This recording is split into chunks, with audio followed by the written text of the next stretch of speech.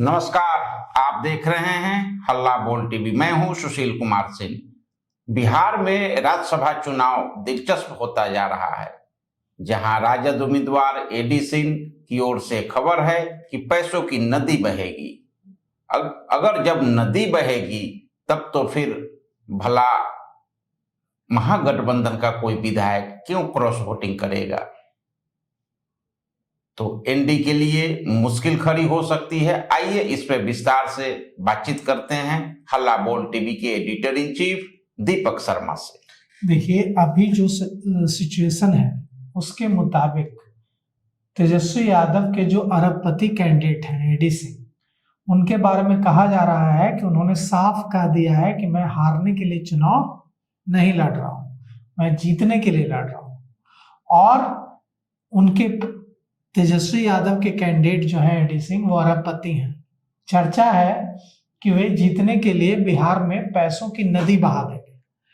आपने बिल्कुल सही कहा सुशील जी कि अगर पैसों की नदी तेजस्वी यादव के कैंडिडेट बहा देंगे एडी सिंह, तो महागठबंधन के विधायक क्यों अपना पाला बदलेंगे, क्यों क्रॉस वोटिंग करेंगे? क्रॉस वोटिंग करने की वजह एक ही होती, लालच। अगर वो सारी चीजें यहीं पूरी होंगी तो क्यों वो जाएंगे एनडीए के कैंडिडेट के लिए वोट करने? और कहा जा रहा है कि तेजस्वी यादव और अख्तरुल इमान की जो मीटिंग हुई है उसमें बात बन गई है। अख्तरुल इमान ने कहा है कि जो बातचीत हमारी हुई है इसको हम असदुद्दीन ओवैसी जो हमारे सुप्रीमो हैं उनको अवगत करा देंगे, फैसला बोलेंगे। लेकिन अख्तरुल इमान जो कि बहुत तीखे तेवर में दिख रहे थे राज्यसभा चुनाव को लेकर, वो उनके तेवर ढीले हुए हैं और वे साफ संकेत दे रहे हैं कि तेवर, बदले हुए तेवर की बात बन गई है। एक एमएलसी की सीट मांग रही थी एआईएमआईएम पार्टी। तेजस्वी यादव ने, जो खबर आ रही है कि वादा किया है कि आप राज्यसभा में हमें सपोर्ट कीजिए, एक एमएलसी की सीट हम आपको देंगे। अब सवाल उठता है कि अगर सारी चीजें तय हो गई हैं, 41 विधायक चाहिए, और अगर हम राजद, कांग्रेस, लेफ्ट, एआईएमआईएम, बसपा, आईपी गुप्ता सबको जोड़ दें तो 41 विधायक हो जाते हैं। तो क्या एडी सिंह चुनाव जीत रहे हैं और एनडीए का 5वां कैंडिडेट चुनाव हार रहा है? तो एनडीए ने भी हर मुमकिन कोशिश शुरू की है जिससे उनको 5 की 5 सीटें मिल जाए। इसके लिए सबसे पहली कोशिश ये की गई है कि कल सम्राट चौधरी के आवास पर एनडीए के विधायकों की मीटिंग बुलाई गई थी और उसमें चर्चा हुई है। बीजेपी के विधायकों के साथ मीटिंग हुई है। अभी उपेंद्र कुशवाहा भी एक मीटिंग करने वाले हैं विधायकों के साथ। अभी एक मीटिंग विजय चौधरी भी करने वाले हैं विधायकों के साथ।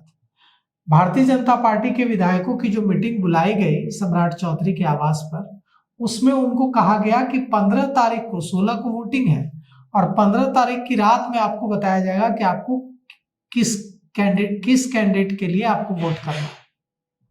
वरीयता जो होगा, वरीयता क्रम, उसमें आपके पहले नंबर पर कौन कैंडिडेट होगा, उसमें तो वरीयता के हिसाब से वोटिंग होती है।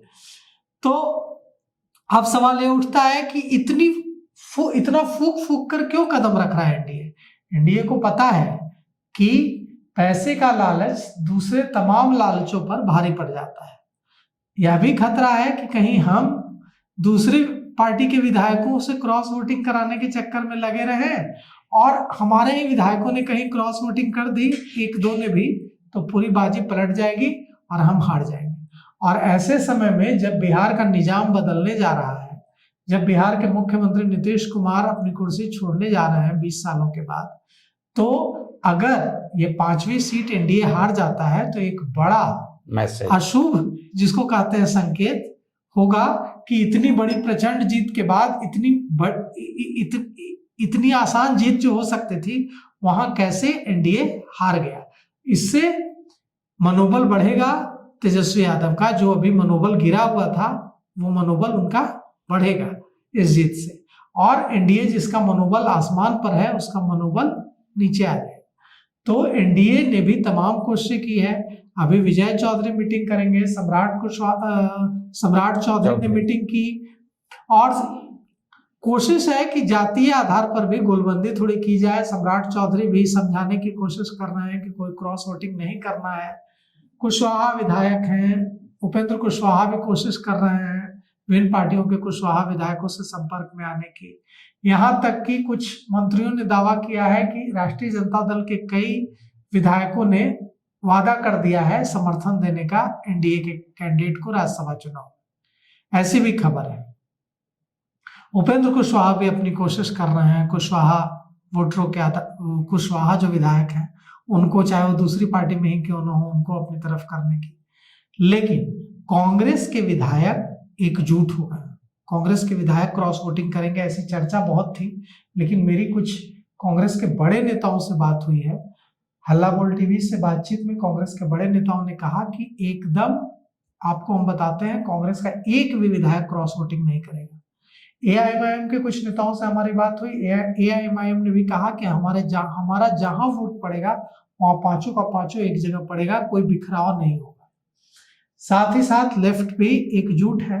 आईपी गुप्ता पर डोरी डालने की कोशिश लंबे समय से भारतीय जनता पार्टी और जनता दल यूनाइटेड की ओर से हो रही है, लेकिन वो सफल होता दिख नहीं रहा। आईपी गुप्ता महागठबंधन के साथ ही कंटिन्यू करने के मूड में दिख रहा है।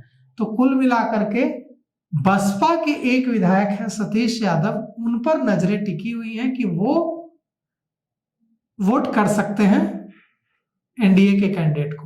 बसपा के अलावा, बसपा के एक विधायक सतीश यादव के अलावा और किसी पर बात बनती नहीं दिख रही है एनडीए की। लेकिन एडी सिंह भी कच्चे खिलाड़ी नहीं है, अरबपति हैं, तो सतीश यादव को मनाने में वो भी कोई कोर कसर नहीं छोड़ेंगे। आईपी गुप्ता को मनाने में वो भी कोई कोर कसर नहीं छोड़ेंगे। एआईएमआईएम के विधायकों को मनाने में वो भी कोई कोर कसर नहीं छोड़ेंगे। तो कुल मिलाकर के ये मुकाबला एक तरफा नहीं दिख रहा है, ये मुकाबला बहुत कांटे का हो गया।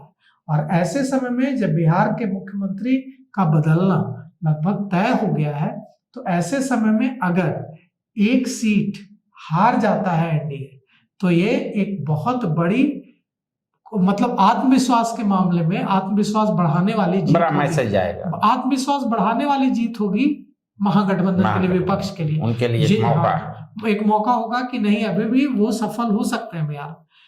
जितनी करारी हार हुई है विधानसभा चुनाव में, उसके बाद उनका मनोबल एकदम गिरा हुआ था। लेकिन अभी ऐसा लगता है कि ये जो कांटे की टक्कर है, इसमें अगर एन प्रकार एडी सिंह जीत जाते हैं, तेजस्वी यादव जीत जाते हैं, तो ये एक बड़ी सांकेतिक जीत होगी महागठबंधन की। अब सवाल उठता है कि क्या राज्यसभा चुनाव और मुख्यमंत्री बनने, डिप्टी सीएम बनने, नई सरकार बनने का मामला मिक्स हो गया है? तो हाँ, मिक्स हो गया है। सारा फोकस अभी मुख्यमंत्री बनाने, कैबिनेट बनाने, मंत्रियों को कौन मंत्री बनेगा इससे हट करके राज्यसभा चुनाव पर हो गया। इस पर कोई बात ही नहीं हो रही है कि मुख्यमंत्री कौन बनेगा, मंत्री कौन बनेगा, डिप्टी सीएम कौन बनेगा। ये सारी बात 16 मार्च के बाद शुरू होगी। 16 मार्च तक सबका फोकस सिर्फ और सिर्फ इस पर है कि ये पांचों की पांचों सीटें एनडीए कैसे जीत जाए, और दूसरी तरफ विपक्ष का फोकस इस पर है कि एक सीट हम कैसे जीत जाए। तो कुल मिलाकर के मुख्यमंत्री कौन बनेगा, मंत्रिमंडल में किसको किसको जगह मिलेगी, किसको कितनी अहमियत मिलेगी, ये सारा मामला पीछे चला गया है और राज्यसभा चुनाव आगे आ गया है। तो अगर नोटों की नदियां बहने जा रही है बिहार में, तो जाहिर तौर पर इसमें कई विधायक नहाएंगे, और ये जो नोटों की नदियां बहेंगी इसमें कौन कौन विधायक नहाएंगे। और कहीं ऐसा ना हो कि एडी सिंह अरबपति हैं, एडी सिंह के पास पैसा है, तो ऐसा नहीं है कि एनडीए कंगाल है। एनडीए के पास भी पैसों की कमी नहीं है, पावर की कमी नहीं है, कई तरह से प्रभावित करने के हथकंडे हैं एनडीए के पास भी। तो हो सकता है कि एडी सिंह जितनी बड़ी नदी बहाएं पैसों की, उससे बड़ी नदी समुद्र बहा दे एनडीए। तो हॉर्स ट्रेडिंग की संभावना दिख रही है, हॉर्स ट्रेडिंग हो सकती है, पैसों का खेल हो सकता है, क्रॉस वोटिंग हो सकती है। इसीलिए सबके दिलों की धड़कन बढ़ी हुई है और एक एक विधायक की कीमत जो है लाखों में नहीं करोड़ों में चल रही है। भाव जो है विधायकों का करोड़ों में चल रहा है। अब देखिए, ईमान धर्म पीछे छूटेगा, क्रॉस वोटिंग होगी, हॉर्स ट्रेडिंग होगी, कोई पैसों की नदी बहाएगा, कोई पैसों का समुद्र बहा देगा। तो देखिए बहुत कुछ अगले 2 से 3 दिनों में होने जा रहा है बिहार। अब 16 मार्च को ही यह फैसला होगा कि जीत राजद की होती है या फिर सेहरा एनडीए उम्मीदवार के सिर पे सजता है। देखते रहिए हल्ला बोल टीवी।